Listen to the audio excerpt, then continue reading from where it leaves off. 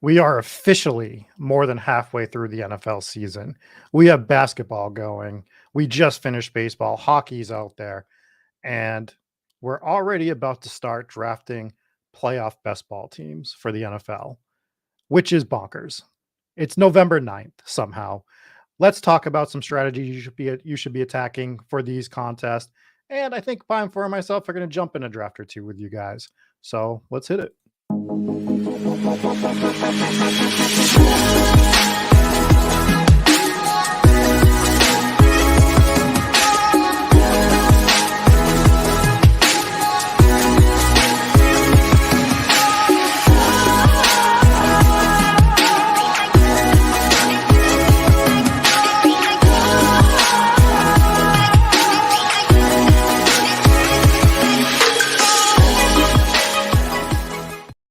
It's November 9th, Eric, 2022. Is that not crazy to you? I can't believe I was talking to someone the other day. I don't remember which day it was. I feel like we're 2023 draft season is going to be here like in the blink of an eye. We're gone through 9 weeks of the NFL season already. I remember it feels like June, July, whatever. We're all debating all the silly stuff we debate all throughout draft season and, best ball season and zero RB versus robust versus can I draft, George Pickens when he goes up 10 rounds, all that stuff. It feels like we just did it. Yeah. And we're almost to the best ball fantasy playoffs. Like we're really close. And we're not that far away from playoff best ball, which we'll talk about today. And I mean, if we're not that far from playoff best ball, we're going to be drafting for 2023. The first Underdog contest launched like right after the Super Bowl last year. So it's like we're almost going to be into 2023. I can't believe how fast it's going. Everybody is lining up to just start dunking on Jonathan Taylor takes next year. Like everyone is just ready for it, right? Like, because remember, we weren't allowed to draft McCaffrey before the year started over Jonathan Taylor. It was a big no-no. We were idiots. JT is a picture of health, and Christian McCaffrey gets hurt every year. And Christian McCaffrey, the only running back that ever gets hurt, right? Like exactly. Yeah. So I had that talk with one of my friends before the season too. Like this permeated throughout casual people all the way up to some of the top experts where they were just like, I was talking to a friend that usually polls the number one in a random draft. I go, so you taking McCaffrey? He's like, absolutely not. There's no way. I'm like, how is there no way? We have a full point PPR league. And he's like, I can't trust it. I'm like, okay. I'm like, so take Taylor if you get the number one pick. He didn't get the number one pick overall, so he didn't have that option. But yeah, that's like, it was from the simplest of people to the smartest of people that were just like, you have to draft Jonathan Taylor, and it's gonna absolutely flip everything on its head next year when we start talking about the 101. Who's your 101 right now? Have you thought about this at all? Because I haven't really thought about it too much. Probably CMC still. It has to be, right? He's gonna crush. I need to stop talking about it because like I'm gonna jinx the dude or something. But every time like we get on a show, I'm just like, my God, if I have CMC teams, like please, Lord, let me get CMC. Like I just want one. I just want to sweat a CMC team in the fantasy playoffs because this dude is gonna go nuts the rest of the season. Do you have any CMC teams advancing right now? I do. They're not perfect. Mm-hmm. No team that I look at it and I'm like, oh my God, this is the absolute stones. But some pretty good ones. A few in Best Ball Mania 3 that I'm pretty excited about. CMC, and then I think my best DraftKings CMC was like I went robust CMC, Saquon, Chubb start with only 4 running backs. I think the 4th running back is like Sony Michel or somebody awful. But just by having those 3 dudes, like nothing else matters almost. They got like 12 wide receivers on the team. So like you're just making up for it in volume. And so that's a good example. I'm not a big robust running back bro, but sometimes, when you hit who might be the RB1 overall the rest of the way, CMC, I know Eckler is so far, as Saquon and Chubb as like the 2 best, value picks from a superstar running back perspective. I mean, those lineups can be those teams can be really supercharged. Yeah, so I'm just pulling up a couple of my teams that are advancing right now with McCaffrey, trying to see what I have. I was looking at some stuff earlier, and God, some of these teams are so dead. But it's painful to look at them. Like, yeah, and what we built with like the lineups page. I'll just go ahead and pull mine up, and we can talk as we go. So we have this lineups page right in draft IQ. It's like amazing for looking up your actual teams, right? You draft, especially if you draft, like I have 269 teams on Underdog.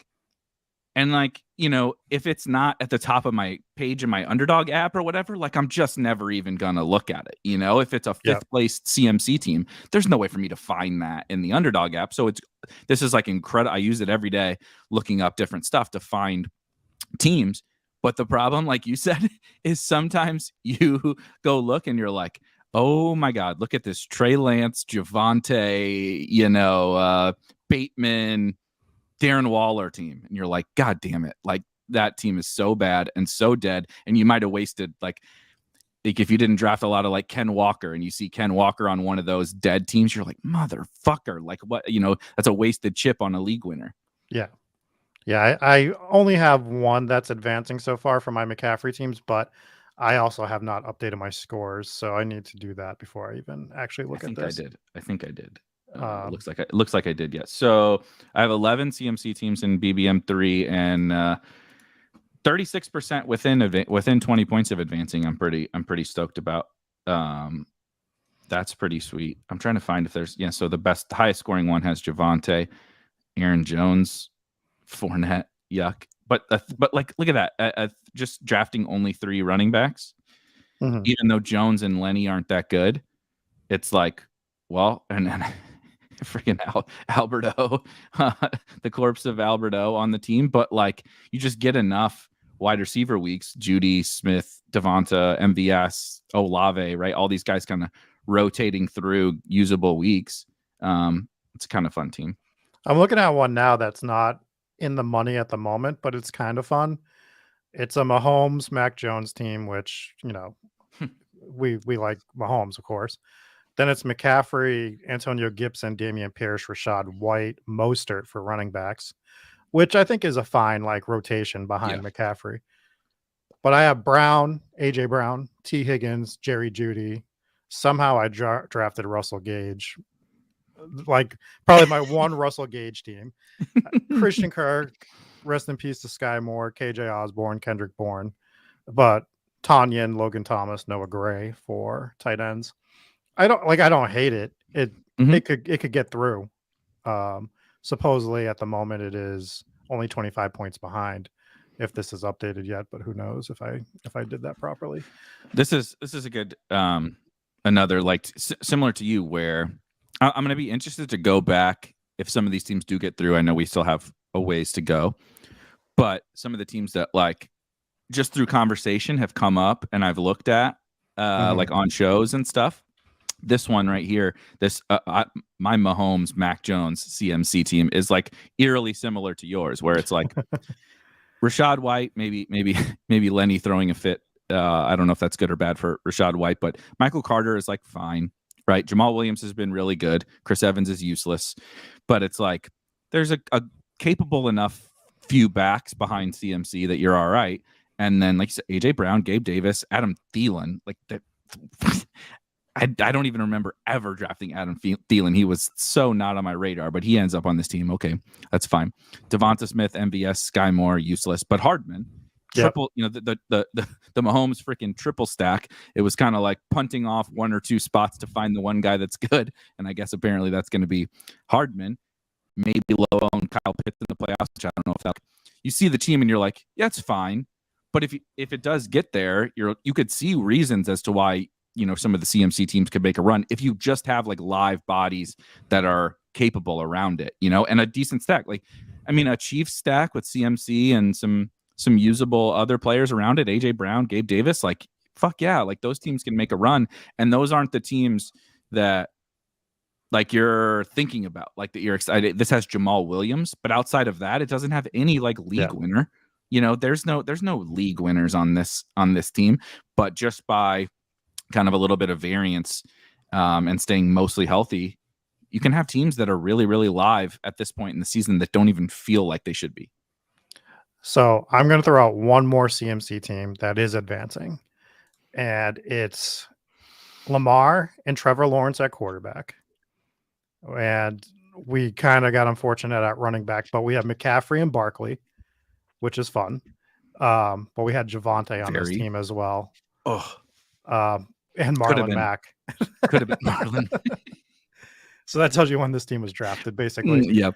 Devonta Smith, Amon-Ra St. Brown, Garrett Wilson, Rondale, Jarvis Landry, dead.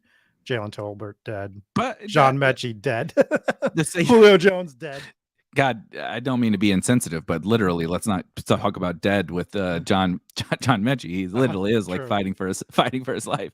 Fair, but Jarvis Landry might be more dead than that. Yeah. Actually, I guess with MT out, maybe Landry will be useful. He could be kind of interesting down the stretch if he can get. I mean, he needs to play too. But the Saints have no reason to tank because they don't have any picks. So like they're gonna keep trying to win. Jarvis Landry's gonna play. It's not the Rams situation where I guess they don't really have any picks either. But you're worried about Cooper Kupp. I did want to shout out a couple people. Cool on 2K in the chat. DK team with 16. I know DK. I know there's more points scored in DK, but 1,600 points is absolutely insane through 9 weeks. I think so. I can look really quickly at my best DraftKings teams. It would take me a minute, but they're definitely not at 1,600. That is a shitload of points. If you get a second, go ahead and share that team. I would like to see it. I'm just impressed that you were able to figure out your score on DraftKings. That's half the battle right now with them. Is figuring out which day they're updating. I try to go and I look in and I have to start doing math to be like, all right, if I'm adding this much and this guy's adding this much, am I still in the money? And then it updates like 14 days later, Yeah. That is one thing that's nice about what we did and Draft IQ is for DraftKings specifically. It's cumbersome on Underdog too. I mean, there's no really easy solution from within their app to let you track teams, but being able to go look at, just this is obviously just sorted by total points. So my highest scoring team is 1,430. So if you have 1,600, that's pretty crazy. Also kind of funny that the highest scoring team is a late round quarterback with DeAndre Swift team and Hollywood. Interesting. But just kind of hit. I mean, Kelsey has obviously just been a stone cold smash. Fields has picked it up and again just like stayed healthy. Like look at these. This isn't a team where you're like, oh my god, look at all these guys that are smashing. But it's like Zay Jones is doing enough. Curtis Samuel's doing enough. Dotson, I guess, hasn't totally been healthy, but like Mooney's had a week. Komet's had a week. Hollywood was smashing before, right? Judy finally had a week. Gabe's got a week. It's like it's just healthy. You know what I mean? Outside of Swift and like Carson Wentz. But I'm very excited for the next couple of months to see how this goes because you start to look through these teams and you start to whittle down, to even if you drafted like hundreds and hundreds of teams, you're still whittled down to less than 100 teams or whatever that are actually, alive. And it's fun to start to track them now. I'm at 1368 on the dot for my highest DraftKings team. It's Mahomes and Trubisky at quarterback, which is interesting. Ramondre, Kenneth Walker, Rashad White, TDP, Chris Evans, Donta Foreman, and D'Ernest at running back. And then I have Diggs, Lamb, Pittman, Allen Robinson, Amon-Ra, Christian Kirk, MVS, Ayuk at wideout, which is a fun wideout room for the most part. And then Gerald Everett, Tyler Higbee, Cameron Brate for tight end. You see here, it's also so funny to go back and look. Like I was drafting a lot of early teams in the DraftKings Millie, and so one of my best teams, which is advancing, has Matt Corral. Matt Corral as the old third quarterback. James White, last round. James White, same thing. TDP, Dust. Uncle Valus. Jones, some of these teams are funny to go back and look on. Like like, what was I doing drafting Matt Corral and James White? But it seems easy in hindsight, but it's funny. Cool on 2K's team that has 10 million freaking points on DraftKings. Kyler and Fields makes sense. Definitely Fields is starting to make his way into kind of like some optimal builds, if you will, I would say, on both sites, where you're just getting so much from him at a cheap price, and then you get the huge game last week. Chubb, smash. Miles Sanders, Ramondre Stevenson, Jamal. Good God. Yeah, look at these RBs. Chubb, Miles Sanders, Ramondre, Jamal Williams, and Jeff Wilson. Jeff Wilson also looking like an awesome pick. Yeah. Jamar Chase, Tyreek, Gabe, DeAndre Hopkins, Rondale Moore, Marvin Jones, Zach Ertz, Evan Ingram, and Tyler Conklin. Good Lord, man. I can understand now why that scored so many points. That's crazy. He hit everywhere. He just hit on everything for the most part. Like, what do you not hit on there? What player are you like? Ah, damn it. Didn't get that one right. Yeah. So his team's interesting because obviously there's 20 players on DK, so you can build a little bit differently. But even so, his team is like kind of the way I'm looking to build some going forward, with the 3 late tight ends rather than 2.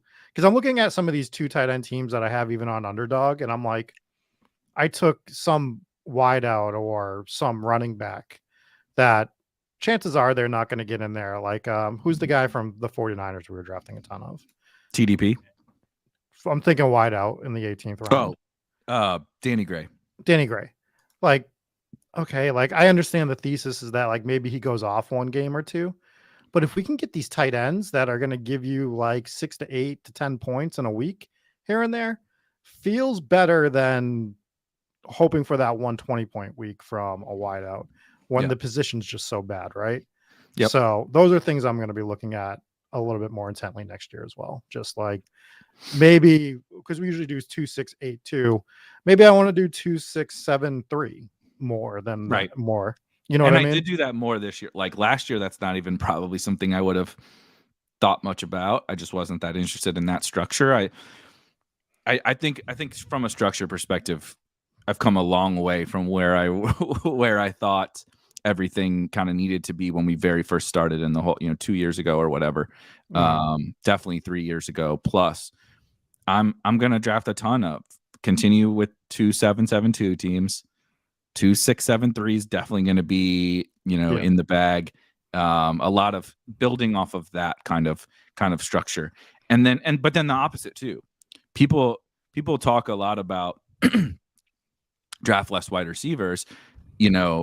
Whether it be like this is a hero RB team or a zero RB team or using late round tight end or whatever, and draft less wide receivers. But the alternative is also true.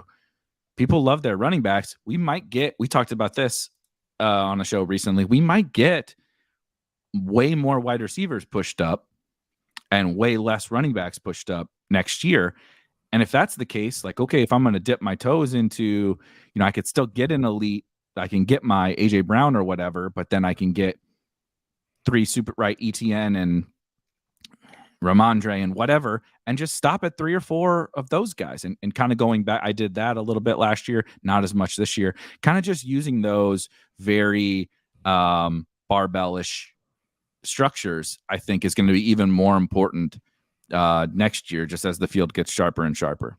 Yeah, and just to continue this conversation on tight ends, I'm going to let it spill over into quarterbacks as well. And I reference the team that me and Pete drafted a lot, the Big Dog team, because I find it interesting because it's doing really, really well, right? But even though it's doing really well, there's things that I'm like perplexed that we did with it. And one of the things we did was we drafted 3 quarterbacks on it, right? I'm actually trying to grab it and pull it up right now. But we drafted 3 quarterbacks on this team. Let me share my screen here. And we'll talk about this a little bit because I find it a little bit interesting. I have it pulled up here. This is our team. The website isn't the best to show this, but if you look at our quarterbacks, we have Hurts, Tannehill, Zach Wilson, right? So obviously the Eagles had their bye week already. and we had Tannehill and Zach Wilson as our quarterbacks for that week. We got, I think, 10 points or something like that out of Zach Wilson. If you look at our total points, Jalen Hurts is clearly carrying us as he should be. Mm-hmm. And then somehow Zach Wilson has come in for 2 weeks. He scored us 17 one week, and he scored us like 10 one week, roughly, for the most part. And at this point, if I only got 10 points, I think it would have been like a 2-point difference the 1 week that Zach Wilson gave us 17. So we're talking about a net total of 12 points right now that Zach Wilson is giving us. And I might as well just have drafted Jalen Hurts and not worried about anybody else, right? And just one off the position and live or die by Jalen Hurts with this team. And you could be doing that with Travis Kelce as well. 100%. I did it a handful of times with Travis Kelce. A little bit of luck and variance is how it goes because you have to surround it with the right players. But I think part of the reason why those are some of my best teams on both sides are Travis Kelce with no other tight end. Because that other getting the scratch off lottery ticket on a running back or a wide receiver became more valuable than 4 points during Travis Kelce's bye week or whatever. You know what I mean? Same thing as your quarterback debate. I think these kinds of things, we always talk in terms of how many running backs and how many wide receivers from a structure perspective. But I think if you draft Josh Allen, so you lose, let's just say you have 100 Josh Allen teams.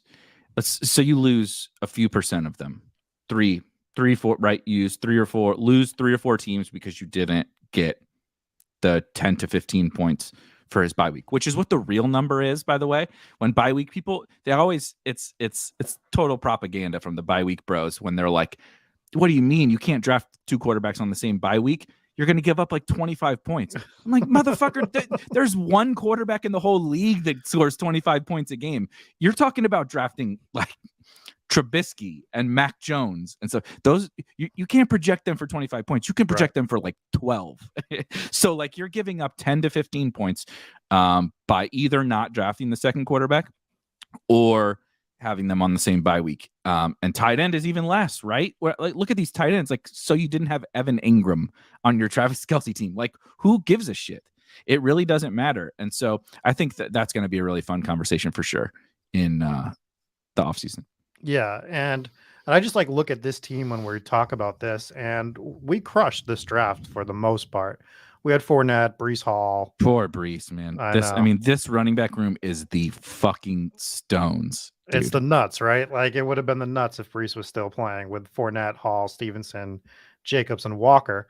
But our wideout room isn't even bad. We have A.J. Brown, Jerry Jeudy, MVS, Traylon Burks, McCole, Alec Pierce, and William Fuller. But my point it goes to the tight end. So we have Gerald Everett and Mike Gesicki, who have been doing well for us. Like, they're fine. But I almost wish we had another tight end just to be rotating in with these 2 guys as rotational players. Like, why did we have 3 quarterbacks? Why do we only needed Jalen Hurts? Really? Like, that was the only guy we needed. And I'm sure if I went back and watched the stream, everything that we did would make sense, like in a nutshell.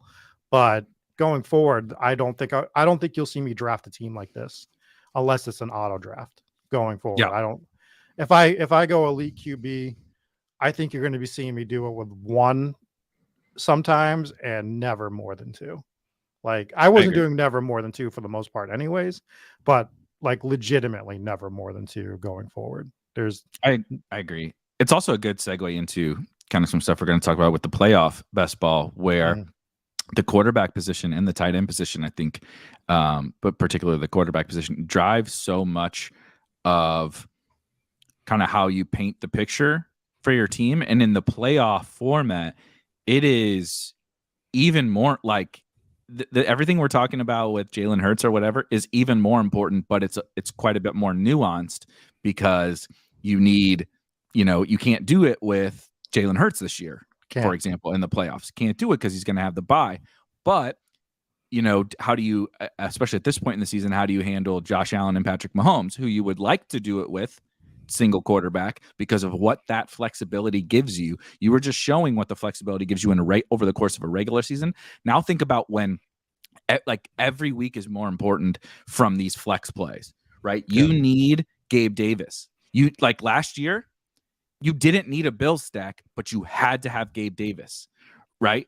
This introduces an element, this happens in week 17, the guy you need to have in regular season, but it's not anywhere near the level of playoff best ball because the player pool is so small and that 40-point game is it. You know what I mean? Like that's the only game that you have to have, and it's usually by a player that is drafted. And so you need the bullets. You need the bullets. Every roster spot is so important in the playoff best ball format that it becomes this, people get lazy, I think, with the quarterback position in particular, where it's either like, well, I'm just going to draft one, or they're like, I'm drafting two on every team. Why wouldn't I draft a second quarterback? It's like, I think we can find out really figure out ways to kind of create some edges with some of the stuff that we just referenced from the regular season, tight end, quarterback, kind of wild structures that nobody else is doing, but they make sense if you just get that one thing right? Jalen Hurts is a smash. You don't want another quarterback. So let's get crazy elsewhere. Yeah. So I've only drafted, to be completely upfront, only one of the playoff teams. Me too. So far. And I did do a Jalen Hurts team. And upon that thinking, when I was taking my second quarterback, I was like, who's a guy that can put up the points, not just week one, but maybe I need him for week two. Maybe Jalen Hurts is, coasting against some scrub team that made it through the wild card weekend, and they basically just hand the ball off the second half. So I went Hurts and Tua on my team because I think Tua is going to make the playoffs, obviously, with the Dolphins and the wild card. Yep. I don't think they're going to make the Super Bowl. Crazier things have happened, right? They could, but they're alive. Yep. They're alive. Like the Bengals last year. They're alive, but they're a dog, of course. Yeah. The only problem with doing the Tua thing is if you don't plan for it. I don't have Waddle or Tyreek on this team. So I'm just trying to get through with Tua at quarterback and everyone else doing something. So we'll see. But that's kind of like what I'm thinking. I think like quarterbacks like Tua are getting overlooked when people are getting these elite quarterbacks like Mahomes and Hurts and, Allen, of course, who luckily looks like he'll be fine for the playoffs. So, well, we just got to keep an eye on that stuff. And that's what I'm doing. I think people are waiting to take the scrubbiest quarterback that they can. And I don't particularly think that's going to be the right approach to it. I know we don't want to waste the draft capital, but you got to get through the wild card week, right? To get to your Jalen Hurts stacks in the first place. So that's the stuff that we need to be thinking about when we're drafting these teams, which we're going to do today. I agree. I'm going to pull up really quickly the rules for playoff best ball. This is specifically for the current tournament that's out there, the Way Too Early Wildcard, which is a $10 entry, $50,000 total prize pool. And shout out to Underdog for putting this out there already. By the way, it gives us something fun to sink our teeth into before we get to kind of they'll have some big playoff tournaments coming soon. But as you guys probably expect, typical snake draft, 6 people, right? Or 4? 6? No, I think it's 6. 6 players, 6 people in every draft. We draft 10 total players. Yep. And what you have to do is then navigate through 4, as you see here, the tournament will have 4 rounds. You need to navigate through 4 weeks, kind of like the regular season best ball playoffs, except 4 weeks. You beat the people in your group that you draft against, and you move on. You play against another group. As you see here, top 2 from your draft move on. Then you move on to the next one, and you top 1 out of a 6-person group. So you'll start in a 6-person group. Top 2 will move on to another 6-person group. Then you'll move on to another 6-person group, and then the final is 52 people. So you have to keep advancing. And so why are all these kind of crazy things we're talking about important is because, well, not only do you need your players to produce fantasy points every single week, they need to win. The NFL team needs to win. And so you get all these crazy elements of, okay, the Eagles I want the Eagles. The Eagles are like a massive Super Bowl favorites right now, but they're going to have the bye. how do you want you're gonna need the Super Bowl matchup in some form or fashion within your lineup, but like, how do you go about building that, right? Do we fade the Eagles and say, all right, they're gonna lose, like the Titans last year were the 1 seed. They were a rather easy fade, but The like worst 1 seed of all time. yeah, we won't have to deal with that this year because it'll be the Bills or the Chiefs, luckily. Yeah. And Eagles. So it's kind of a fun strategic conversation, but as you see, you have to advance through all these rounds, and it's like, how do you put together a team that has the Super Bowl matchup, but also, you didn't just draft Quez Watkins on every team who's going to give you nothing, and then you're praying to God he does something in the Super Bowl, but this balancing act, right? And then how do you deal with the Gabe Davis situation of last year, where how many like one-offs do you play, right? How many maybe secondary stacks? I'm more of a secondary stack guy, but like, you needed Gabe Davis, but you didn't want to have the full Bills stack. How do you, every team has so much nuance to it in this format. So that's why I'm happy that we're kind of starting off early, because I need to start galvanizing some of these different strategic ideas. And we are going to be putting together a playoff best ball video. Some of the basics, some of the more advanced stuff, what you should be looking to do in these contests, how to play them, how to win them. And we pray that you all come in third place as I come in first and Eric comes in second. So that's kind of the game plan for us, is to let's hit a couple of questions really quick before we dive in, just because I missed them and I wanted to shout out Neil. If you don't follow Neil on Twitter, you need to go follow him. He does some awesome visualizations with his like best ball portfolio, kind of some of the similar stuff we do with like Draft IQ, where he's got all of his teams. He breaks them down with really interesting insights. He also breaks down what his opponents have. So like when everybody's ranting about JT and how bad, he's the worst first round pick, blah, blah, blah. Neil went in and did some analysis and created some charts for how many of like his opponents out of all of his 150 teams in Best Ball Mania 3, how many of his opponents that have JT are winning, are advancing, and different stuff. So go check him out. Really, really, really good stuff. And so, but he mentions the CMC, he only has one CMC team and he has 13%. He had 13% at the 110 and 16% at the 111. So he doesn't have a ton of CMC, but he only has one advancing team, which makes me like super excited for the CMC teams that you have advancing. Just about 30% in the 10 and the 11 hole is like peak run bad for sure. Like, although if you were able to get Kelsey, Diggs, Devontae or something back there, it's not too bad. But if you didn't, and you were like mixing CD, like, ooh, gross. Yeah. The CD thing, man, we knew, and we still did it because we're suckers. It's like he's fine, and it's like he's fine, but it's like, why the fuck do we not put we projected all this volume and this superstardom onto CeeDee Lamb, and the world gave us two guys who are already superstars and already gonna get that volume, Tyreek Hill and AJ Brown. Why didn't we just take those guys? Like, what is this cowboy? Like, the Cowboys fucking warped our minds to convince us that CeeDee was the guy out of all, not Tyreek Hill, who is one of the greatest fantasy wide receivers of all time, not AJ Brown, who is a proven grown ass man. Every time he gets, thrown a target, it's efficient as shit on a great offense. We're going to do it only with CeeDee. That's it. He's the only guy we're going to do this with. Like, I'm so mad at myself for how I handled that situation this offseason. I mean, we've hit on it before, but I'm mad at myself because I was 100 drafts in and I don't think I had drafted him yet. And I was like, oh, I got to correct this. And then I just started putting the clown makeup on, drafting CeeDee Lamb. I was just like, and I look back at him like, just take your goddamn stand. You knew you didn't want CeeDee Lamb. Like, at that spot, just take your stand. At that spot. That's the thing. Yeah. We couldn't divorce the price and the players that went around him with the fact that CeeDee Lamb is a very fun and exciting young player to have on your team. But when it's like a late first round pick and Tyreek Hill goes at the 2-3 turn, it's like, what the fuck are we even doing here? Yeah. It's one of the, we're going to look back on this year, and that's going to be, I think, one of the sticking points for me, at least. I mean, maybe some other people will overlook it, but for me, that is like drilled into my head, is that's that specific spot.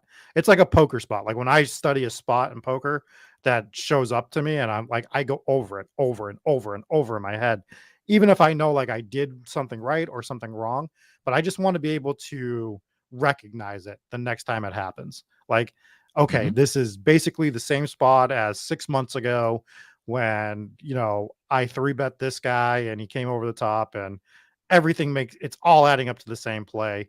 What's right? And we're going to see, I guarantee we see it next year. It might not be at the end of the first round. It might be at the end of the second or beginning of, beginning of the third. We're going to find this spot again. And we just need to be able to step back and be like, we're not doing it. I love the player. He's a fun player. We enjoy him. We want to root for him, but not at this price. It's just too much. And those are things that we're going to have to, we're 3 months away. 3 months away from starting this exercise. God damn it. I'm not ready for it. But I agree with you. I also have like some pivoting to the playoff best ball thing. I think what you just said is also extremely relevant. I think last year and the past couple of years when this whole format has come about, and like people talk about best ball in general, like the regular season, what we're talking about, like with CD isn't solved, dude. Playoff best ball, we don't have the fucking slightest idea. Nobody does. Should every team be one quarterback? Should every team be 3 quarterbacks? Should you just load up onto? I know some smart people just literally only load up on two teams, right? I'm taking the Eagles and I'm taking the Bengals. Let them make a run, and I'll just let it all play out in my favor. I know other people can't play the best plays, right? How do I get Gabe Davis? It's by playing the best plays. I got to play the hits. I can't just if I don't want all my teams to die because I never drafted solo Gabe Davis. Like that's what happened last year. You lost unless you had at best or at worst like a secondary bill stack, right? Devin Singletary and Gabe Davis, or Dawson Knox and Gabe Davis, or Gabe Davis by himself. You lost in that play. Speaking as someone who lost in the playoff contest, that's what happened to me. I didn't have any of those that hit, and you lose. So how do you plan around that, right? We have no one really knows, but I think that's what makes it the most fun format of all best ball is you could do anything, dude. Like I really think we know some things that are suboptimal in regular season best ball. I'm not saying we have it solved because we don't, but like drafting Travis Kelce and then drafting 3 more tight ends is bad, in my opinion. Like I think we could even run some math and tell you why it's bad. In this, I think I want to talk about like single running back teams. I want to talk about definitely single quarterback teams, or totally punt quarterback, and like give me 3 on the shitty teams that are that might get there and pray to find Joe Burrow. You know what I mean? From last year. Like I think that there's just so many scenarios we can play to in the playoff format that makes it really, really, really fun. So I'm excited to keep digging into it over the next 2 months or whatever. Hindsight being completely 2020 from last year. The one thing I was sure of last year was that the Rams were going to be in the Super Bowl. Like I was just pretty positive on that one. Mm-hmm. But on the flip side, I was only considering Bills Chiefs were going to make it. And I think everyone was. I'm not saying like that's genius. Everyone was thinking that. Right. And I think because I thought that it was just going to be one of the two, maybe I should have kept loading up on the Rams like I was. And then, although I would be drafting Bills or Chiefs, maybe I should have been mixing a secondary AFC team in more with the Burrows, with the Chase or whatever. However I decided to do it, mixing. I'm not trying to get full 2020 vision here and say like I should have just drafted the best guys. But maybe the way to attack that wild card round is by doing something like that where you're making sure you're getting multiple versions of AFC teams and just trying to load up on the one NFC team. And that's the beauty of drafting early, right? It makes it easier to do something like that because more teams are in play right now than they're going to be in 3 weeks. More teams are live for the playoffs at the moment. So that's what we need to be looking at. Call me crazy. Doesn't what you just outlined make perfect sense again this year? Though I was with you on the Rams last year. Mm-hmm. Had Rams Super Bowl tickets. Like was not like like tickets to sit at the game, like futures bets. Yeah. Totally was in on the Rams, kind of, but it feels kind of similar to me. They were the best team in a really weak NFC. Everybody loved the Bucks, and I get that. And the Packers were the 1 seed, but the Packers, I mean, we're seeing why the Packers were flawed. It was masked by a handful of good players, Devontae Adams in particular, but they were extremely flawed. The 49ers were, a good team, but I can't get behind Jim. And this year it's going to be different for me with the 49ers. We'll get to it in a bit, but Jimmy G with some of the other teams that were there, and with the Bucks being better, the Rams being better, all that, I couldn't back him. But this year to me, it's the Eagles. It's like, dude, like, look at this. Who can beat them? I know that they're going to get the bye, but like, that's probably only going to be good for us keeping their costs down in these playoff drafts. Is like, because if anyone, and I guess technically the Vikings are in contention. Forgive me if I don't believe the Vikings 7-1 start is sustainable. I literally think the Eagles are going to go undefeated. Maybe the Cowboys might knock them off once, but I just don't see it. I don't know, man. I don't see any paths really to, like, Seattle. Seattle's 2 games up in the NFC West. The Bucks are terrible.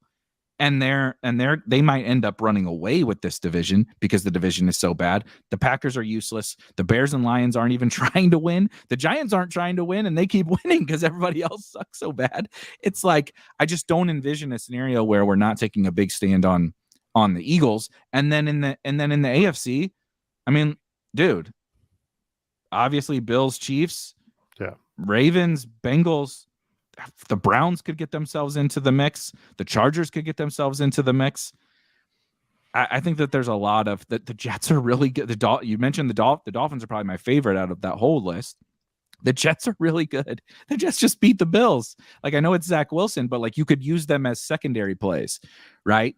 Late round Garrett Wilson or something like that. Late round Michael Carter, that kind of stuff. I just feel like maybe I'm not putting enough thought into it, but it just feels like, let's just smash the shit out of the Eagles and let's rotate through all these AFC teams. Because I prefer the Bills and Chiefs, but like, if the Dolphins beat them, would you be surprised? No, I wouldn't. No, for me, it's so the AFC this year is Bills, Chiefs. Obviously, I think the Dolphins are right on the doorstep. I don't really worry about any of these other teams too much knocking off the big 2 consistently, like in some sort of back-to-back week situation, like the Bengals did last year. The NFC, I'm not as and I'm an Eagles. Like, I grew up an Eagles fan. Eagles, Patriots were my 2 teams growing up. I loved watching Randall Cunningham. Well established that before, and I love watching them this year. They're my favorite team to watch right now. Well, the first half, anyways. While they're actually doing something, but. I got brought up in the chat. I'm not a Jimmy guy. I think Jimmy G sucks, but I do think the Niners have the right formula to beat the Eagles. I agree. And say what we want about Minnesota, they have the running backs to do it. The way to beat Philly is going to be to run on them. It's just, and that is what playoff football is. Playoff football is running the football, establishing the run. And I think that the teams that can do that have a shot to take Philly out. They falter one game, and this defense, they got ran all over the other night by Dameon Pierce. Yep. By the Houston Texans. They ran all over the team. That could happen again in the playoffs. Houston sucks. They're not good. Dameon Pierce is good. Houston Texans ain't good though. So there are teams in the NFC that can do something like that and really, really hurt this team in the playoffs. I'm not saying it's going to happen. If I had to put money on it, it would be the Eagles in the Super Bowl. But at the moment, it's not as clear cut to me like the Rams were. For some reason, you just saw the Rams being unstoppable last year in terms of the overall package of that team. And I think this offense is really good for Philly, but it still feels like they're not invulnerable. And they might go undefeated because their schedule is so they're garbage. Definitely going to go undefeated unless something bad happens to Hurts or AJ Brown or something like that. No, great, really good points by you and GA in the chat. I shouldn't have been so definitive because I am I mean, I won't shut the fuck up about CMC and like the 49ers. Clearly, like I'm in. I mean, I'm not a Jimmy guy, but he's also made like his archetype and the way he plays the game is like crafted for this particular offense. Yeah. Like he's not going to be able to win them games throwing the ball down the field and all that, but like they have like 4 of the best short to intermediate and over the middle players, skill players in the league. Yeah. CMC is the best at what he does, which fits Jimmy perfectly. Debo is the best at what he does. George Kittle is probably the best tight end in the NFL, like all around tight end. Yeah. Kelsey is a better wide receiver, but Kittle's a freak. And Yep. Brandon Ayuk is the 4th best player. 4th best skill player.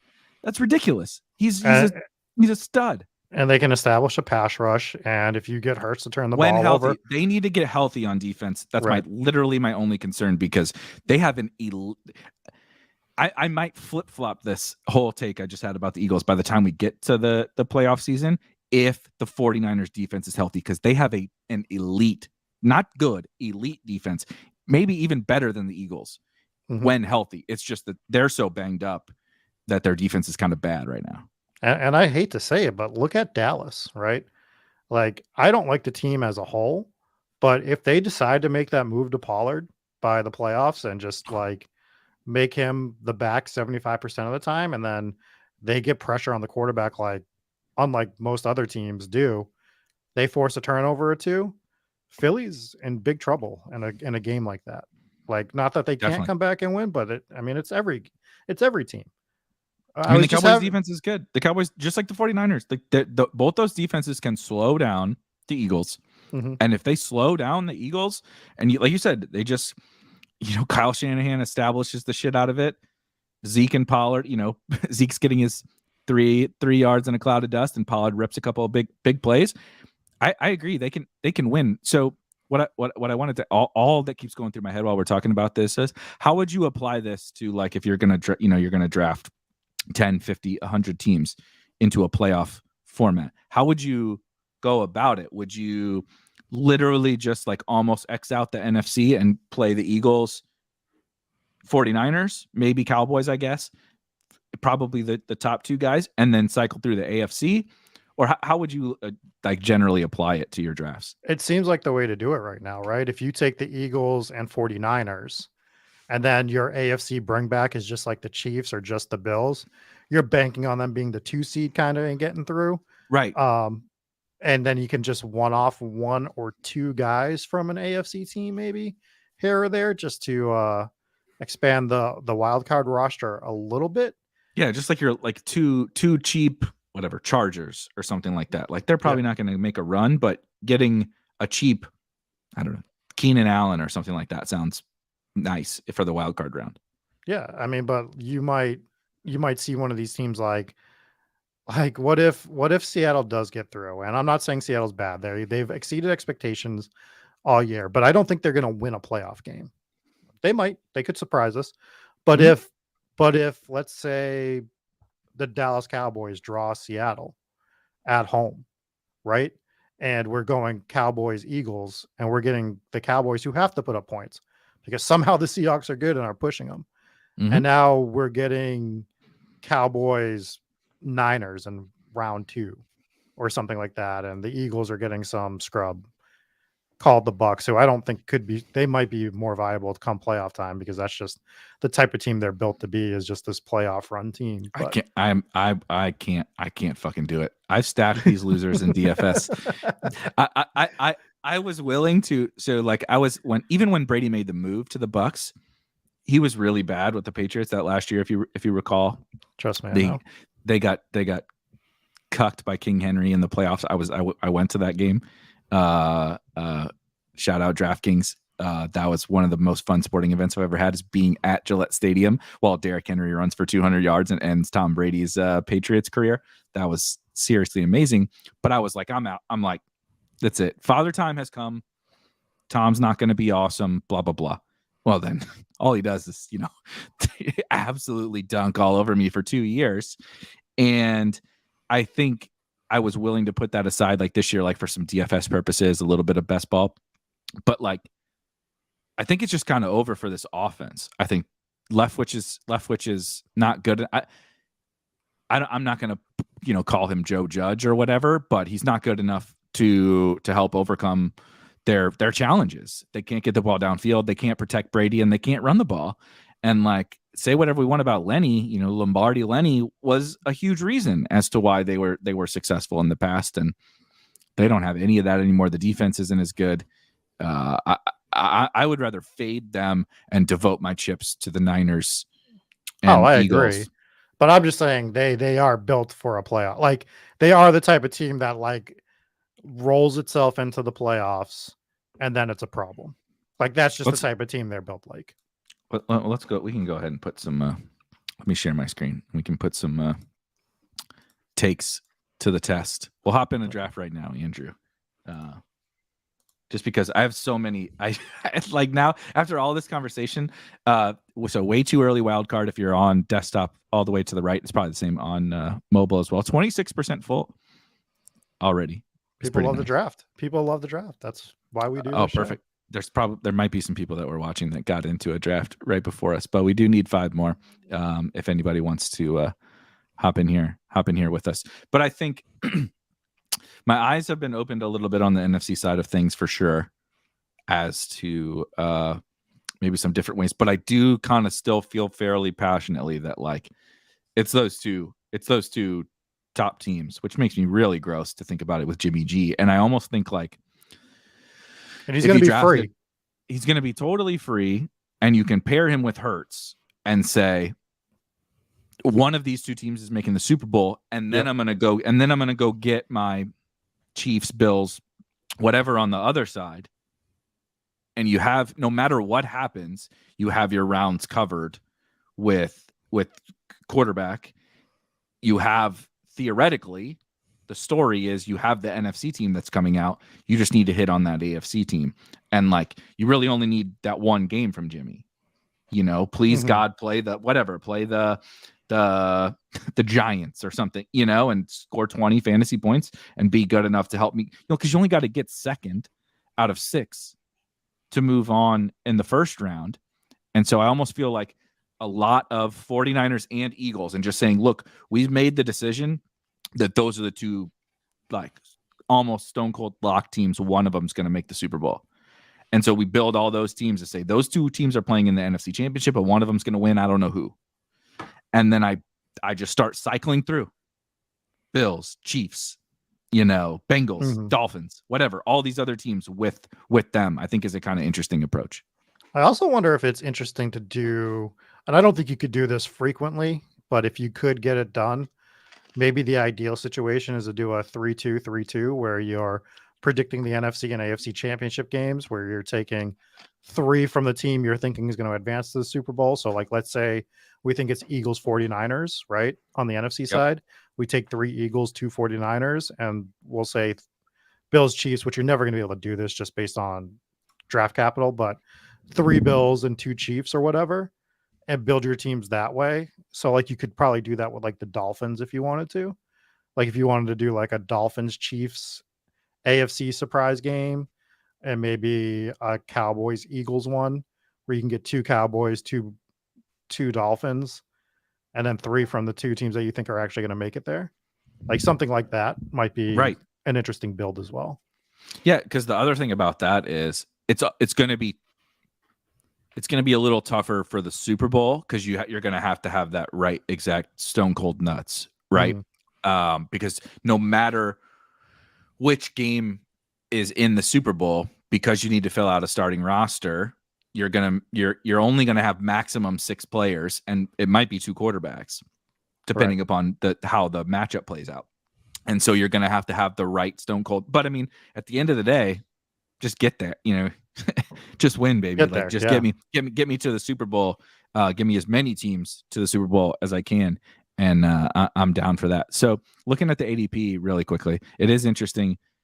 3 quarterbacks at the top, and I'm not saying it's wrong, but I do find it interesting that quarterbacks that are potentially on buys are all the top of ADP. Yeah, I mean, because I kind of like the wide receivers. Well, yeah, but we're also, again, it makes sense why they're at the top of the ADP because these are the three most likely that are going to be in the Super Bowl. God damn, I'm gonna be drafting freaking Jimmy. This is terrible. I So can't believe I'm. that's what we got to be looking at. It's like you're really forced to. This is why drafts are getting smarter, right? Yeah, you have to decide: am I getting one of these three elite teams as a stack, or am I getting one of the other superstars and then needing the Dolphins or 49ers or Vikings or whatever to make the Super Bowl? Right. I mean, you have to make that decision immediately. So I mean, Josh Allen at the 103 though. Yeah, how do we not? How do you not take Josh Allen at the 103? I think it's a discussion about. So the ADP is Josh Allen, Patrick Mahomes, and Jalen Hurts. Mm-hmm. I think at the 103, if it goes according to ADP, you can have a real discussion about whether you should take Jalen Hurts, because I think the buy is that like impactful given the probability that they have to get it. Mahomes and Allen is like, we don't even know who's going to get the. We don't even know. Like, it could be either of them. It could be somebody else in the AFC. So it's a little more obvious for them. I think it becomes a conversation with Hurts, is like Hurts or Diggs, right? Hurts or Tyreek or AJ Brown or McCaffrey or Kelsey. Yeah, it's just the problem with it becomes, as my dog is actually going nuts tonight. The problem with it is, like, if you're convinced that Hurts is going to be the Super Bowl quarterback from the NFC, right? You're probably thinking that it's one of the other two that's already gone that's making the Super Bowl. So if you don't take Hurts, your team could be dead immediately. Yeah, so you would have to build for the scenario that we talked about. Mm-hmm. 49ers, Eagles, right? 49ers make the Super Bowl, or probably Tua and the Dolphins beat one of those teams and pull a Bengals. Okay, so we have Josh Allen. Do we want to stack him with Gabe? Do we want AJ Brown? We're going to miss out on stacking options, but AJ Brown here feels nice. AJ Brown feels real good. Let's do AJ Brown. AJ Brown. Also, how many Josh Allen, AJ Brown teams do you think there are? Not everybody's going to take Gabe right there. Well, even before that, he's the 101, and true. And AJ Brown's going at the 8 usually. So getting that pairing is probably already pretty unique. I hate not having the stack with Gabe Davis, but you just gave us something that a lot of people probably don't have, which is what we think one of the most likely Super Bowl contending lineups that there is exactly Bills, Eagles already. Bills, Eagles, right? Yeah, Bills, Eagles, and we need a couple more from each team, and they can be cheap guys. Like, I agree. I don't really want a Bills stack that doesn't have Gabe or Diggs, but like, who's to say they don't make the Super Bowl? Eagles play the Bills, and Dawson Knox catches 2 touchdowns. Yeah, or we get real wild and take Nyheim Hines. Isaiah McKenzie. They have options. They have options late. So I'm pretty into. I think the Eagles are tougher, because the Eagles are 3 dudes. Yep. Throwing aside Miles Sanders, and Goddard and Devonta are reasonably priced, but you're not getting them in the last round. So you take Hurts, you have to really start planning for what you're, because you may not even get AJ Brown. So then like you have to start planning for your stacks with the Eagles, because they don't have Nyheim Hines or Isaiah McKenzie on their team. They don't have 6 options to stack him with. Damn you, Tigers. Takes Gabe. What do you like here? So do we want to try to build one of these secondary NFC stacks like we were talking about? Do we want to try to do a Debo or a CeeDee Lamb? Is that something you're let's do considering? Debo. Let's do Debo. And I want to see what some of these drafts start to look like, because just like you, I've only done one of them. I'm not super familiar with the ADP and everything, but this is playing to our kind of what we talked about. Bills, 49ers, Eagles. We made that commitment already. Absolutely not. I'm telling you this right now, David. I will have 0 Derrick Henry in this. And if I lose, because Derrick Henry is the Gabe Davis, we will be on to 2023, and I do not care. I am not drafting. That Titans team fucking sucks. Yeah, I'm not drafting them. And I'm not even a hater of Derrick Henry. It's just How do you Not draft at this any? price. He Yeah, needs to not at be a this late price. round pick. He needs to be a late round. You can't take him over the No. best players on the Eagles. Like You can't come take him on. over any of the guys on the board right now. He goes ahead of Jamar Chase, dude. Like, come on. I want Singletary over Henry, like, in the grand scheme of things, right? Yeah, he's gonna. I mean, Singletary hasn't done it this year yet, so everybody's like back to old school thinking on Devin Singletary. But like, how quickly we forget that, like during the fantasy playoffs last year and during the real NFL playoffs, he just smashed. I know they have Nyheim Hines now, but like, so what? Now he's only going to play 75% of snaps. He can absolutely smash. Yeah. Oh my god. So I do like Singletary here. Load up on the Bills. I do like Singletary as well. I think that's what we should do. And then, but make sure we're looking at running back with someone at some point in this draft that we do maybe get a little more ceiling from. You know what I mean?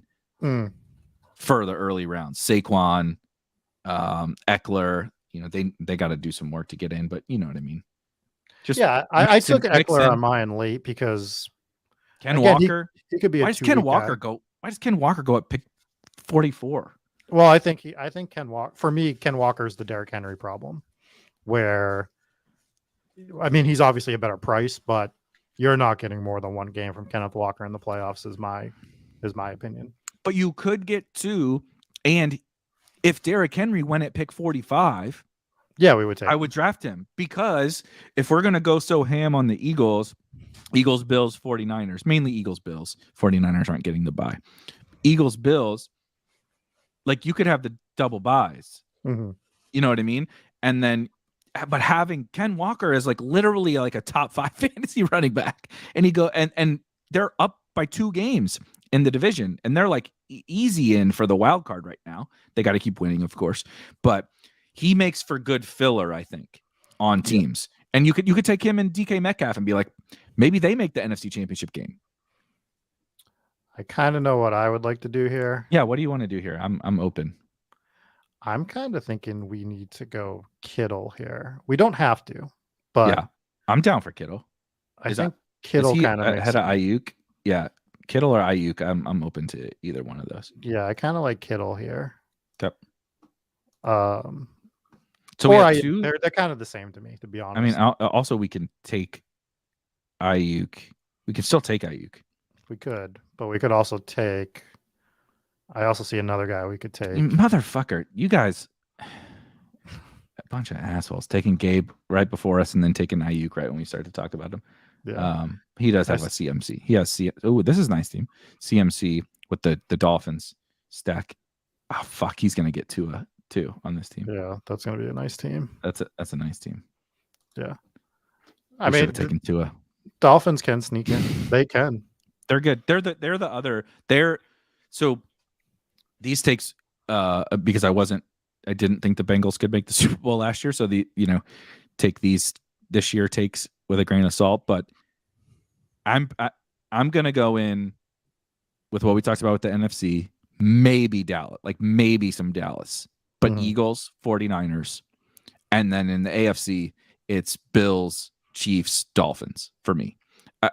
I see the case for the Bengals. I see the Seahawks. I like the Seahawks because of some of what everybody's saying here. They're kind of a lock for the playoffs, and I think in that wild card round in the NFC, having late round filler with like some picks from the Seahawks or something makes sense. Because if we're going to go so heavy like Eagles or whatever, having some teams that are going to play in the wild card is important. But I just want to go ham on Eagles, 49ers, Chiefs, Bills, Dolphins, really. That's about it. Yeah, some Dallas sprinkled in, as much as I hate it. So here goes baby Stevie's going to take Tua. So this is where we have to make decisions like, does Eckler make sense, or do we want to stack up Isaiah McKenzie? You know what I mean? Like that. I think we want Eckler on this team. Okay. With Singletary. There's not. I mean, it could be Saquon too, but I think we should take Eckler. I think Eckler has. I mean, I think that the Chargers are snake bit for the season, but I don't think that doesn't mean that they can't get to the second round of the playoffs. And that's kind of that's all. The whole thesis behind that is Devin Singletary is the only reason why Devin Singletary goes where he goes is because everybody's very bullish on the Bills. Mhm. So when you take Devin Singletary where he goes, you probably do need some help, some juice at running back. This is not a pick to say we're setting up our Super Bowl. Although, if we take Jimmy G or something, we could do that. But what we're really saying with this team is it's Buffalo and the 49ers, maybe the Eagles. But Right. Eckler is like, please help get Singletary through into the later rounds. Get us a couple 20-something point games. Now McKenzie. Yeah, now McKenzie. And what do you think about what do you think about guys like Kadarius Toney in these tournaments where like we really don't know? So I wasn't the even upside looking could at be that. crazy. The Yeah. upside could be crazy on him. We should be smashing guys like that just based on there's a chance that he's the number one wideout in Kansas City by the end of the year. I know. There's a healthy chance of it. Kmart version of Tyreek Hill. Yeah.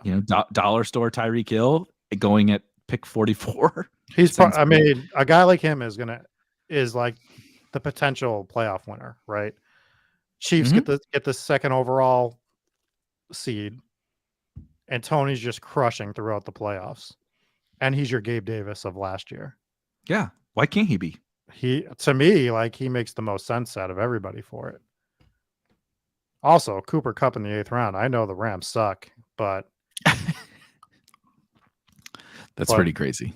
But this is the stuff we're talking about. Like it's either smart or it's super dumb, right? So here's one where would you take another Charger and be like, okay, so we have 3 picks left. We're pretty good at running back. If we want Jimmy G, in case the Bills get I think we just say on this team the Bills are not getting the bye, right? And we take Jimmy, and Coach Breezy takes them. Yeah, I'm sure. So we're good. So Knox makes sense. Mm-hmm. A Charger does make sense. God, you got me wanting Tony though. Like just as a one-off. I know. Tony is the Gabe Davis. This is the story that we're telling. Hold on. I'm just trying to pull up Chargers. I just want to put some guys in the queue. Mike Williams. Allen, we got 25 seconds left. I'll just put Tony at the top. Knox versus Tony though is a thing. I mean, it's probably Knox for this team, but I do like Tony a lot. I mean, do you think? Here. I'm not sure that any of these guys are going to take Knox. Should we take Tony and then hope for it and hope for Knox? If we don't get Knox, I mean, we do have McKenzie and Singletary. Yeah, I don't hate that. So Andrew says Herbert, and I think that was a totally reasonable take. But I think we committed to the Bills are not going to get the bye on this team. And if they don't get the bye, I absolutely do not want another quarterback with Josh Allen. Right. You're just using his score every week. If they get the bye, the team's dead. But if they don't get the bye, you're wasting another. It was kind of what Rob talked about earlier with like Tannehill and Zach Wilson and stuff on the Hurts team.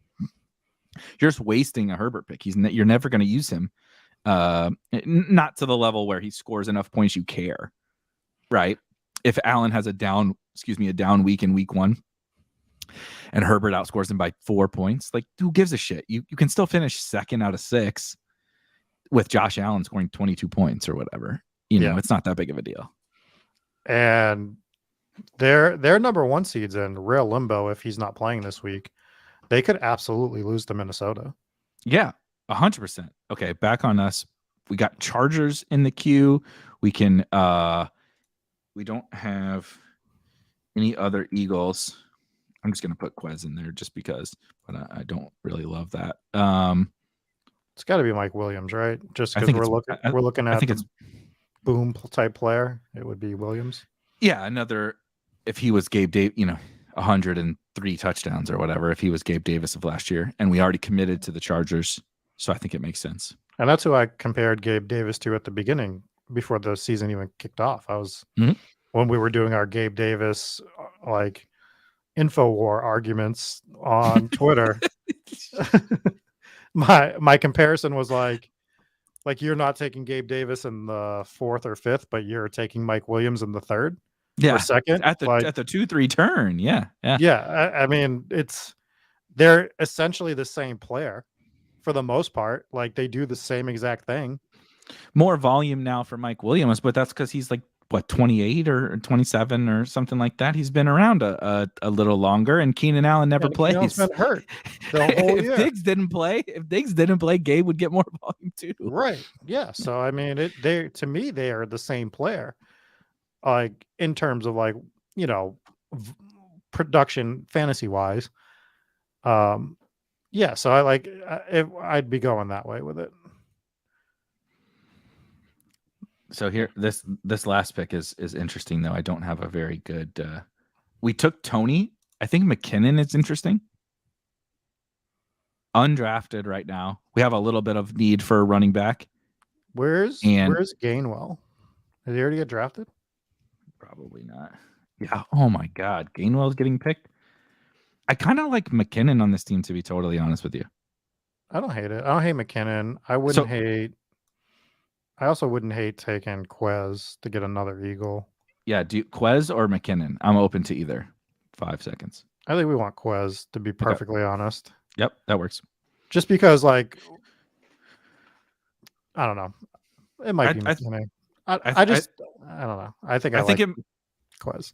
I think McKinnon is going to make sense on a lot of teams now that I see that he's literally going undrafted. How quickly we forgot that when it's nut cutting time, they're not fucking around with Isaiah Pacheco in the playoffs. Right. I'm sorry to tell you. You know, CEH might still play or whatever. It's going to be. I think McKinnon is seeing this ADP probably one of the better picks in these drafts. Obviously, given you want to either have a chief stack or set yourself up to make sure he makes sense, but he looks pretty good to me. What I learned doing this draft is we want to be doing our Chiefs teams now. Yeah, let's do one more because I want to try to get a Chiefs team. I was ready to get out of here. But let's try to do one more. See if we can fill one more. All right. Because I want to try to get a Chiefs team. If you're in the chat, join this draft because now, and don't take the Chiefs. Those are the two rules. Those are the two. You can't draft any Chiefs. One more person. You're not allowed to draft. Whoever you are, the one person we're waiting for. No Chiefs. No Chiefs. But also spend $10 that you probably weren't going to spend. We would also like you to not draft the Eagles, the Bills. If you like the Packers and the Bucks and the this is the draft for you if you like those guys. Jump in with us and draft some Lions. Only one, yeah, exactly. The Vikings. The Vikings are 7-1, and we were just like, I think rightfully so, but just so dismissive of them. Yeah, they might be one of. I think they're probably just too expensive. I wasn't even looking at their actual ADPs as we were going. They have to be interesting though for like secondary stuff, right? That was just what I was about to say. Like Justin Jefferson, you're probably going to get 2 games out of him. They'll probably make it through the first round. They'll have a good matchup. They'll play someone like Seattle. Seattle. It depends on who wins that division. Yeah, I guess they could technically play San Fran, but I mean it's so far out. Who really knows? But it could be Dallas. It could be the Giants. It could be the Giants. That would be nice. Casey said he missed that he was prepared to go full Carolina in an upset with Darnold. Well, we wish you made it in here. That would have been great. You were literally the person we were describing that we wanted to have in here. See, the Kelsey pick 101 doesn't make as much sense to me as he's declared a wide receiver. If they had a tight end only, so yeah, shout out to Underdog. We're not trying to disparage Underdog, but if you draft what will be open on drafters, they do have like positional quarterback, running back, wide receiver, tight end, flex. And so Kelsey is to me the 101 on drafters. They don't have their tournament open yet.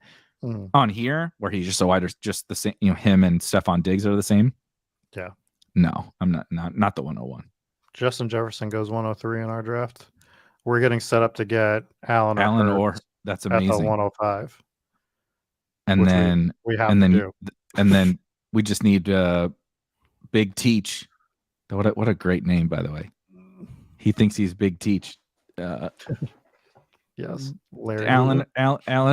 Allen, Holy Diggs. shit! Holy shit.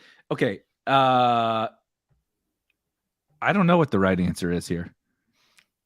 We Part of can't get me. Allen Diggs, but we can get Hurts AJ Brown, but he might take it. I don't know. What do you think? So this is like another one of those stacks that's hard to get, and I'm trying to get the Hurts AJ Brown Let's do it. stack. Like We did Allen on the other team. It's fine. I don't know if we'll get it, but one of our secondary players, we're either gonna. What the hell? TJ Hawkinson? All right. Jesus, I know he was good. Can we double tap? Is this super flex? Who is Is Marine? Is this guy about to get Marine Peanut is getting Diggs Allen with Oh. Allen in the second round. God damn it. Fucking Big Teach. Yeah, I worry about this one getting thrown out. We're gonna yeah, GA's already on it. We're gonna Big Teach and Marine Peanut are chatting it up right now for sure, putting together this team. I'll be interested to see what he does the rest of the way. TJ, but like, why do TJ Hawkinson? You can, if you're gonna collude, yeah, he could have taken fucking Christian McCaffrey, and like it would not have changed a thing because we can't take a quarterback. We took Jalen Hurts already. Like, there's no reason to be that stupid. Because people are stupid when they do this stuff. It was the guy who took Joe Flacco 101 overall in one of my drafts this year. It's like, I don't care how big of a Jets fan you are, you're not taking Joe Flacco 101. And I just have to DM Rudman and be like, dude, it pains my soul to show you this draft because I love what I have, but I know it's getting thrown out at some point. Just do it now so that I know. Exactly. Just pull the Band-Aid off at this moment. So Beethoven goes with Lamar and Kelsey. Mahomes and CMC is pretty fun. If you get a little Chiefs 49ers action in the Super Bowl, that is supercharged. Got a Viking stack going. Oh my, Tyreek too. Just playing the overrated is playing the best plays. Just getting the best plays. That is for sure. Set up your stacks after. Hopefully Peanut fucks us up for cheating. No, he's going to get a good player, and then we're going to see Big Teach. Oh my God, Gabe Davis is the top player on the board here. How do we know? That's so funny. He just took Derrick Henry. Why wouldn't he take Gabe? He just fucked up that team. We got to take Gabe, right? Yeah, we got to take Gabe. We definitely can't give him Gabe because Lord knows Big Teach wasn't taking Gabe. Lamb goes, Juju Lamb goes. and Juju. What is this team? Cooper, Kupp, TJ Hawkinson, CeeDee Lamb, and Juju. Sweet. So we have the Eagles stack and we have Gabe. What should we build onto this? Waddle? We could go Singletary again. Or Devonta. We could double stack Hurts with Devonta Smith right now. Oh, let's do that. Now similar to the last one. So these are the teams where I think definitely Gainwell comes into play, but like Hines comes into play. Absolutely. Again, Eckler, Ken Walker comes into play. Just like give us some juice, man. Like give us some running back points. I think Mostert is fine on those teams.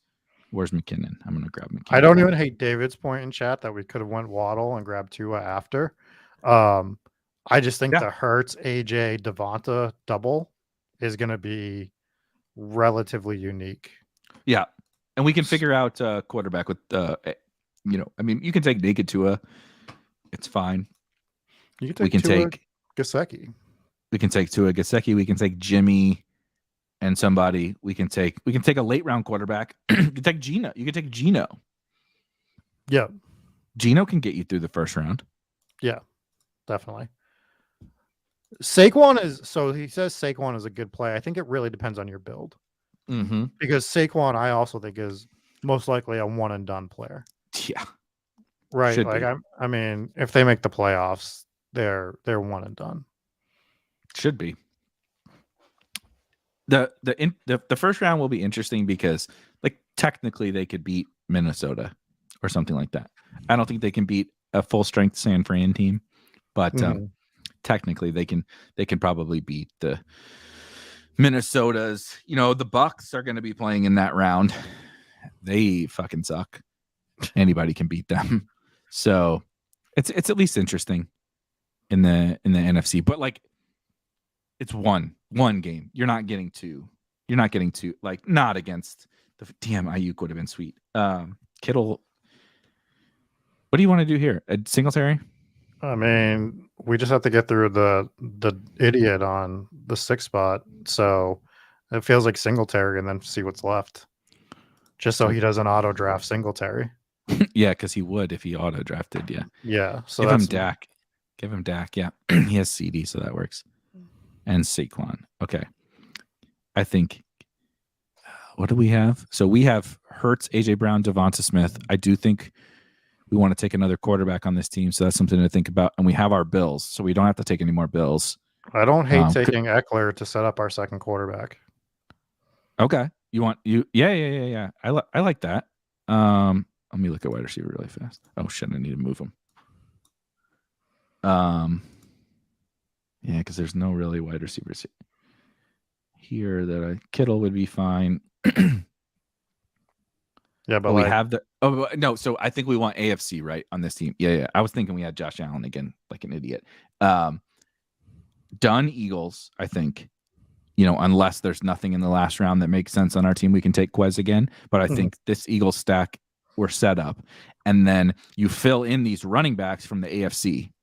Yeah. On your AFC teams. So we have the Bills Super Bowl set up. We have the Chargers Super Bowl set up, meaning we need to have another Charger on this team to fill the full 5 man roster for the Super Bowl if the Chargers make it. Or we can just say Austin Eckler is filler and you just go all in Bills and like take Hines. Right. But who's I'm left open. at QB? Just real quick. Yeah, that's what I wanted to make sure was happening. I just wanted to make sure that he was. Yeah, there. I'm just clicking. I'm just clicking those guys in so that. Yeah. Not in that order. Not in that order, obviously. Right. I just wanted to make sure the guy that we were looking at was there. Although it is interesting to do. So this will be our 7th round pick. That would give us, if we did do Jimmy Kittle, I don't know if it'll be probably all for naught because Kittle will get taken here. But Kittle and Jimmy is at least interesting, I think, kind of to the point we talked about earlier of just saying, okay, 49ers, Eagles, I don't know who's going to make it. And then we could attach some Bills to more Bills and just saying, okay, the Bills are our AFC team. Mm-hmm. And we don't know who between the 49ers and the Eagles make it. It's just another option. Or we're just clenching Eagles and we can take someone like, I mean, I don't hate Kittle. I don't hate taking Kadarius Toney. Hell, I don't even hate taking Mike Evans with the targets he's getting, and they could definitely play 2 to 3 games. We could also do Toney McKinnon. Yeah. And that would give us Toney and McKinnon for the Super Bowl against the Eagles. So yeah, we would have Chiefs and Bills. Why don't we take Toney? Let's do that. And then we should probably take Herbert. Yeah, you're right. And then try to get McKinnon. Yep. And now just go ahead and take him in the 9th, I think. Yeah. I don't want to fuck around. Whether we get Dawson Knox and McKinnon or some other 10th round pick in McKinnon really doesn't matter. We could take Hardman as well here. MVS just went. Yeah. Hardman fits. Mike Williams. The Chiefs are too cheap, man. That's what I've got. Why are this? McKinnon is undrafted. Toney is barely drafted. MVS is barely drafted. Hardman's barely drafted. Yeah. What's going on? What am I missing? Yeah. I mean, obviously you're not going to technically get that. You're not going to get the main Chiefs stack, right? You're not going to get Kelsey, Mahomes just based off where they're getting drafted. So if you get Mahomes, you can build every other team and then get all your stacks afterwards. Mm-hmm. This is what happened in the regular drafts. People were overlooking the Chiefs again. I kind of think the nuts might be Chiefs 49ers based on ADP. Hmm. I think Chiefs 49ers is kind of the stone nuts based on how things come together with ADP. Yeah, because you can still build either the Eagles or the Bills around them. Right. Yes. Yeah. So And yeah. and those guys come in. So the 49ers are cheap late rounds, McKinnon, right? Yeah, we think The 49ers kind of all come together in those middle rounds. CMC is a first, second round, whatever. Sorry. Who do we want to do here? We did Herbert already. We actually didn't care, and I'm kind of eyeballing. Actually, we shouldn't take another running back. Disregard. We can take another running back. It doesn't matter. They're all flex plays anyway. But look at like? go. Oh, we have Nick Chubb there who can get through 2 rounds. They're not going to make the goddamn playoffs. They're You fucking 3-5. I just put a charge. I just put it. Yeah, I just put a Charger on. That's they're fine. 3-5. I just put a Charger defaulted to a Charger. Keenan Allen's probably the right play. I didn't know what the Browns record was offhand. But if they were like playoff bound and you're getting Nick Chubb in the 10th, like I would have been, if they were a little bit better, I would have 100% been in on Nick Chubb. Yeah, he's a freaking monster. Yeah, they're like the one team I don't know the record. David says Knox. I think Knox is fine and makes sense, but so like we played for for this Eagles bye week. And since we have set ourselves up for that bye week and done it with Justin Herbert, I think we would prefer to go to Keenan Allen in that scenario.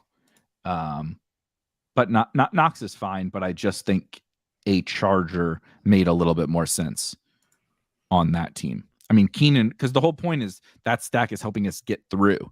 The point is not that stack is our Super Bowl stack. And so like if that's helping us get through, who helps you better? A healthy Keenan Allen stacked with Justin Herbert or Dawson Knox? It's Keenan Allen. So, but the flip side is if they do get to the Super Bowl, we win all the money. Yeah, because we have one extra player. We have Herbert Allen. We have Herbert Allen and Eckler. Oh yeah, the Chargers. I thought you were talking about the Bills. The Chargers definitely. No. Yeah, but we have the Bills. We have the Bills that we can still win with, and we even have the Chiefs. Like we have 3 AFC teams that we have to hit the stone cold nuts for it to happen. But we basically just built our NFC team. We said the AFC is going to get us through the first week because they probably would, based on, take your pick, Chiefs, Chargers, Bills. You get 2 of those teams. You know that, and the Chargers aren't getting the first overall seed. No. So Herbert's live, right? Like, So, yeah, and then we can just pass it off to Hurts. Like, I actually love this team. I like this team better than the first one that we drafted, interestingly enough. But it's kind of like, you're telling that story, and the story of this one is really just the Eagles. Mm-hmm. The Eagles make the Super Bowl. We have our 3 Eagles. And so because we drafted those 3 Eagles, now we're giving ourselves options on the other side. Any one of 3 teams can make the Super Bowl from the AFC, and this team is live to win, right? Yep. So all we had to do was Eagles are getting the bye, and the Eagles make the Super Bowl, which both, the bye at least feels very certain. And then we have 3 shots in the AFC. This is how I love to build my play. I'm not saying it's optimal or whatever. This is how I love to build it. It's like, dude, if you tell me I can win a bunch of money with the Eagles facing either the Bills, Chiefs, or Chargers in the Super Bowl, I'm like, I don't know. That sounds pretty good. Like that sounds like really realistic. And so I like to build that, like a couple different scenarios. And it also helps you cover the Gabe Davis problem of last year. It's like, so if Gabe Davis is who is 2022, 2023 Gabe Davis? If it's fucking Gabe Davis again, we have that covered on this team, right? But even if they lose, we don't care because we have the Chiefs and we have the Chargers. We just need to be one of them. It's like building in these secondary stacks, I think, is still what I prefer in this format. but we also have the double that you're not going to be able to get in a week or two. Right, AJ Brown and Devonta Smith. Yeah, You're not going to be able to get Hurts, AJ Brown probably at all in a week or maybe 2 weeks. They're going to both be first rounders. Like it's just going to happen. So by drafting early, we get the Hurts, Brown, Devonta double. You'll see Hurts, Devonta a lot, but your capital in Devonta is probably going to go up to third round. So you're probably going to have to take Hurts, player X, and then Devonta Smith in the third in order to even get that stack. And which means that everyone's going to have Hurts, Devonta, and Goddard, right? That's going to be the primary Eagles stack. Correct. Is those three. And we have the better one, which is Hurts, Brown, Devonta Smith. Yep. So like that's what I love about this team. I love everything else about it on the AFC bringbacks, but getting something that I know is not going to happen too often in the future is what I love about getting it. And that's why I like drafting these teams early. Yep. And I like to mix it up. That's why I thought it was good for us to do this show talking through the playoff stuff is because, like you said, drafting early, you can just get some teams that you can't do. Also, like, it's such a unique format. It's really helpful to kind of draft over time and also see the shifts, right? So like we're going to start to get results pile in over this weekend. ADPs are going to go crazy, right? Like God forbid the Bills lose again, or maybe the Eagles lose, or the Vikings who were 7-0, like everything shifts so much on a week-to-week basis. It should though, because probabilities and projections change. Right? If the Chargers lose this week, that team we just drafted looks worse. Chargers win, it looks better. I don't even know if they're playing. But anyway, you get what I'm saying. Like the week-to-week stuff changes. And also figuring things out over time, drafting these teams, like telling that story with your team. It takes practice. It's so much different. Like you could just upload some rankings and auto draft regular season best ball teams and be fine. Be fine. But in this format, you absolutely cannot do that. And so it takes a lot of practice. So glad we got out in front of it. Yeah, I'm what opened my brain a little bit more after doing this tonight is I need to jump on and draft a team or two tonight because I need to try to get Mahomes in the first, build my NFC teams, and then just load up on those late Chiefs. Tony, McCole, MVS, McKinnon. They're like 6th round or 5th round or worse. Like for all of those guys, you can load up on a Chiefs squad knowing that you're not missing out on anything because you're never seeing anybody with Mahomes and Kelsey. Like that's a draft that's getting thrown out if it happens, right? Like that. Yeah, definitely. For the most part. So like, yeah, you can get the proper Mahomes set up with no problem at all. So I got to do that tonight because those guys are going to rise the closer we get to the actual playoffs because the Chiefs are going to establish as, the 1 or the 2 seed, and it's just going to push all those guys up, and your Derrick Henrys are going to get pushed down where they might not make the playoffs. I mean, they might win the division because it's so bad. But have you seen their schedule? Yeah, that's not a lock. Jacksonville can win that division. That's what I think is going to happen because the Tennessee schedule is brutal the rest of the way. Jacksonville might sneak up and win this division, and Tennessee might not even make the playoffs. Yep. So, and that's just the point of, as you to go along with your point, like tides are going to start swinging, and you're just going to start seeing teams just roll down the board. So, yeah. Anyways, That's why I draft early.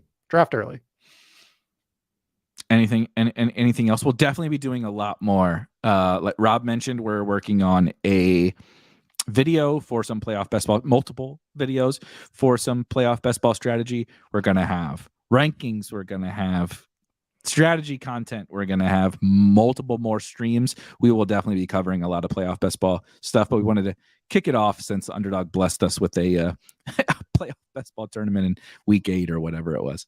Yeah, it's great. I'm glad they did. A little salty that we didn't get our first video out before they did, but it is what it is. We had already started talking, to be fair, being totally honest, we had already been like, and I think you were the one to kick it off. Like, we need to get a playoff best ball video out there. And I'm like, you're absolutely right. We need to do that. And it was like 2 days later, these motherfuckers like already launch. And I had to happen to have been talking to Rudman at that point. He's like, by the way, we launched playoff best ball. I'm like, you Like, dude, we were like so close to having all of our shit together before you launched it, and you beat us to the punch.